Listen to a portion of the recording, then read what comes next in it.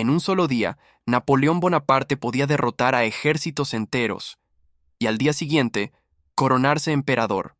En menos de una década, puso de rodillas a reyes, cambió el mapa de Europa y convirtió a Francia en una máquina de guerra temida en todo el mundo.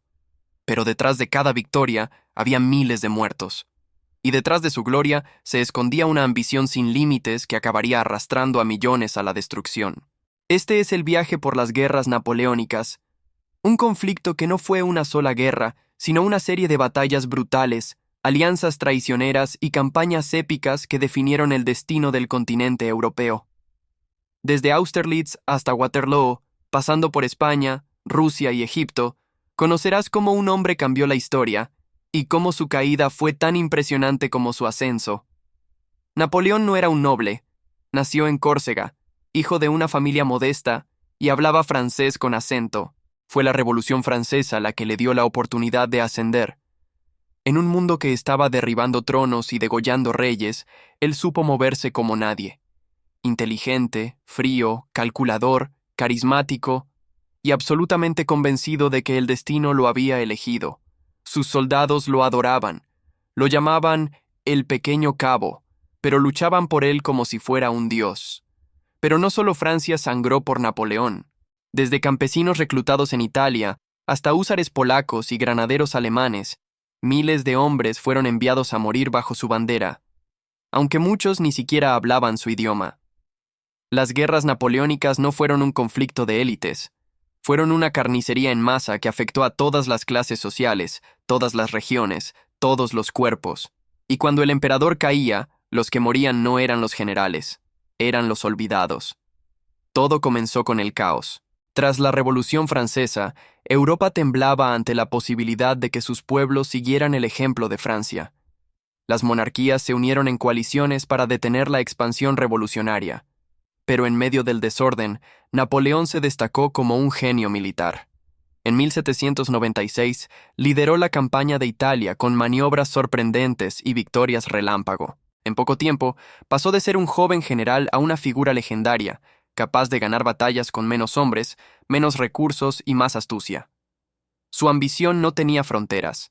En 1798 marchó hacia Egipto, buscando cortar las rutas británicas hacia la India y construir un imperio oriental. Aunque militarmente la campaña fue un fracaso, su imagen como líder visionario creció. De vuelta en Francia, aprovechó la crisis política y dio un golpe de Estado en 1799. Así nació el consulado, y poco después, el imperio. En 1804, Napoleón se coronó a sí mismo emperador en Notre Dame, dejando claro que no necesitaba la bendición de ningún papa. El juego acababa de cambiar. Austerlitz fue su obra maestra. En 1805, enfrentó a las fuerzas combinadas de Rusia y Austria. Con menos tropas y en inferioridad numérica, engañó a sus enemigos con una maniobra brillante y los aplastó en un solo día. Europa entera quedó atónita. Después vino Jena, donde humilló a Prusia. Luego Friedland, donde volvió a vencer a Rusia. A cada paso, Napoleón destruía coaliciones, desintegraba ejércitos y obligaba a los emperadores a firmar tratados. Parecía invencible, pero cada victoria alimentaba no solo su ego, sino también el odio de sus enemigos. Para mantener su dominio, Napoleón impuso el bloqueo continental, una estrategia económica destinada a aislar a Gran Bretaña. Pero el plan fue un desastre. Europa necesitaba el comercio inglés y muchos países se rebelaron contra las restricciones. En España, la resistencia fue feroz. Lo que parecía una simple ocupación se convirtió en una guerra de guerrillas brutal, en la que miles de soldados franceses murieron lentamente, emboscados por campesinos armados y apoyados por tropas británicas. Era el principio del desgaste. Pero el error fatal llegó en 1812. Obsesionado con castigar a Rusia por violar el bloqueo continental, Napoleón lanzó su campaña más ambiciosa: invadir el imperio del zar Alejandro I. Con más de 600.000 soldados, marchó hacia Moscú. Pero lo que encontró no fue una batalla decisiva, sino una estrategia devastadora: tierra quemada, retirada constante y el invierno ruso como arma. Moscú fue incendiada antes de su llegada. Sin provisiones, sin abrigo y con enfermedades, su gran ejército colapsó en la nieve. Solo una fracción logró volver. Tras esa derrota, sus enemigos se reagruparon. En 1813, en la batalla de Leipzig, la batalla de las naciones, Napoleón fue derrotado por una coalición masiva. El emperador fue forzado a abdicar y exiliado a la isla de Elba. Pero su historia aún no había terminado. En 1815 escapó, regresó a Francia y retomó el poder en un episodio conocido como los 100 días. La Europa entera tembló una vez más. El juego estaba de nuevo en marcha, pero el mundo ya no era el mismo. Napoleón no solo cambió los mapas, también rediseñó cómo funcionaban los ejércitos. Introdujo la movilidad estratégica, divisiones que podían moverse de forma independiente, pero actuar como una sola fuerza. Estableció un sistema de méritos en el ejército, donde no importaba tu linaje sino tu capacidad. Reformó la logística, el uso de la artillería y la organización del campo de batalla. Su forma de hacer la guerra influenciaría a todos los generales que vinieron después, desde Moltke hasta Rommel. Fuera del campo de batalla, su legado estructural fue igual de profundo. Implantó el Código Napoleónico, base del derecho civil moderno en muchos países. Centralizó la administración, reformó la educación, impulsó la secularización del Estado. Incluso sus enemigos terminaron copiando muchos de sus sistemas. El imperio cayó, pero sus ideas sobrevivieron. Napoleón no solo fue un conquistador, fue un ingeniero del poder, un arquitecto de estructuras que aún hoy modelan gobiernos y sociedades. Pero, ¿cómo es posible que un solo hombre lograra dominar casi toda Europa en tan poco tiempo? ¿Qué hizo que sus enemigos, una y otra vez, lo subestimaran? Napoleón no solo era brillante en el campo de batalla, también era un maestro de la propaganda.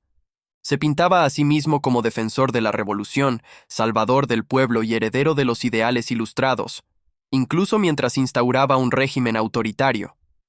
Su imagen era tan poderosa que, incluso derrotado, seguía inspirando miedo y respeto. Y, sin embargo, muchos lo ven como un tirano. ¿Fue Napoleón un héroe o un dictador? ¿Un genio militar o un asesino de masas? ¿Un reformador progresista o un emperador sediento de poder? Cada país que tocó lo recuerda de forma distinta. En Francia, es una figura nacional. En España, un invasor brutal. En Rusia, el enemigo que desafió a la nieve. Su figura es un espejo de la historia europea, compleja, contradictoria, y todavía viva en la memoria colectiva. Las guerras napoleónicas causaron la muerte de más de 6 millones de personas en Europa. Dejó ciudades arrasadas, campos incendiados y generaciones enteras traumatizadas. Pero más allá de la destrucción inmediata, sembró las semillas de las futuras revoluciones. El nacionalismo que Napoleón despertó en los pueblos ocupados acabaría volviéndose contra sus propios herederos. Las ideas de libertad, igualdad y reforma que él ayudó a expandir no pudieron ser borradas. El antiguo régimen jamás volvió a ser el mismo. En América Latina su impacto fue indirecto pero decisivo. Al invadir España, debilitó tanto a la monarquía que las colonias comenzaron sus movimientos de independencia. En Alemania e Italia, despertó una identidad nacional que un siglo después llevaría a la unificación. Incluso en Rusia, la victoria sobre Napoleón fortaleció al zar, pero también sembró el deseo de reformas. El emperador cayó, pero el mundo que dejó atrás ya no era el de antes, era uno que él mismo había forjado con sangre, pólvora y ambición. En el corazón de Europa quedó una herida invisible. Los veteranos de las campañas napoleónicas regresaron con cuerpos mutilados y mentes quebradas. Las escenas de guerra total, cuerpos carbonizados por la artillería, pueblos enteros arrasados, niños entre ruinas, quedaron grabadas en la memoria colectiva. Las guerras napoleónicas transformaron la imagen del soldado. Ya no era un héroe romántico, sino un hombre roto por la maquinaria del poder. El trauma se transmitió de generación en generación, silenciosamente. También cambió la forma en que los líderes eran percibidos. Napoleón era admirado, sí, pero también temido. Había demostrado que un solo hombre podía incendiar el mundo con palabras, estrategia y voluntad.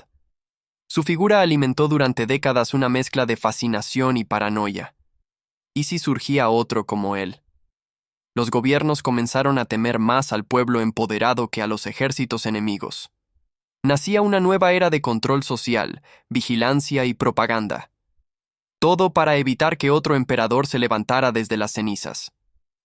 En 1815, en un campo llamado Waterloo, Napoleón fue derrotado por última vez. Ya no estaba en su mejor forma, y sus enemigos habían aprendido de sus errores. Lo enviaron a la isla de Santa Elena, en medio del Atlántico, donde murió en 1821. Solo, enfermo, vigilado. Su imperio había desaparecido, pero su mito apenas comenzaba. Durante siglos, artistas, escritores y políticos lo convertirían en símbolo de genialidad, ambición y advertencia. Hoy, su sombra sigue viva. Cuando un líder concentra demasiado poder, cuando una nación sigue ciegamente a un solo hombre, cuando la guerra se disfraza de gloria, ahí está Napoleón, mirando desde la historia, no como un espectro del pasado, sino como una advertencia permanente. Porque la tentación del poder absoluto nunca desaparece. Solo cambia de forma, de nombre, de bandera. Las guerras napoleónicas no fueron solo una lucha entre ejércitos. Fueron el choque brutal entre libertad y tiranía, entre orden y caos, entre sueños y ambición. Y aunque hoy las batallas se peleen con drones y algoritmos, la pregunta sigue siendo la misma. ¿Cuánto estamos dispuestos a sacrificar por seguir a un hombre que promete el mundo? La historia, una vez más, nos observa esperando nuestra respuesta. En muchas escuelas, las guerras napoleónicas se enseñan como una serie de fechas, tratados y batallas. Pero detrás de cada línea del tiempo, hubo familias que nunca se reencontraron, campesinos que nunca regresaron a casa, ciudades que nunca volvieron a levantarse. La historia de Napoleón no es solo la de un genio militar, es la de un continente que aprendió, a un precio altísimo, lo frágil que puede ser la paz cuando la ambición se disfraza de destino. Y sin embargo, seguimos fascinados por él. ¿Por qué? Quizás porque Napoleón representa lo que todos tememos y deseamos: el poder absoluto, la victoria sin límites, el control total. Nos atrae su caída, su resplandor, su tragedia. Como Ícaro, voló demasiado alto, y nos recuerda que incluso los más brillantes pueden caer en la oscuridad. Su historia es un espejo incómodo. En él, vemos el rostro de nuestros sueños, y también de nuestras advertencias. Las guerras napoleónicas nos dejaron una lección que no podemos olvidar. Ningún imperio, por glorioso que parezca, está por encima de la historia. Y ningún líder, por brillante que sea, está por encima de las consecuencias. El mundo que dejó Napoleón aún late bajo nuestros pies. Y si no lo entendemos, quizás estemos condenados a repetirlo.